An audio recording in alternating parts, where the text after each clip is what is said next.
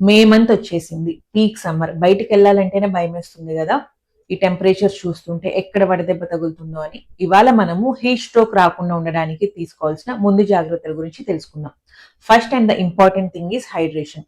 రోజు తగినంత నీరు తీసుకోవాలి. రొటీన్ డేస్ కంటే కూడా సమ్మర్ లో 1 to 2 లీటర్స్ వాటర్ ఎక్కువగా తీసుకోవాల్సి ఉంటుంది. ఎందుకు? స్వెట్ ఎక్కువ పడుతుంది కాబట్టి.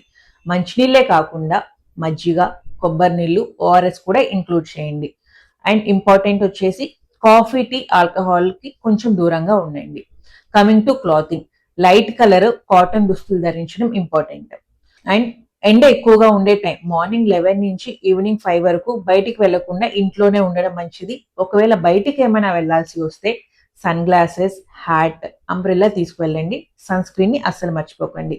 ఈ టిప్స్ ని ఫాలో అవ్వండి. హీట్ స్ట్రోక్ నుంచి ప్రొటెక్ట్ చేసుకోండి. Stay away and stay healthy. Thank you.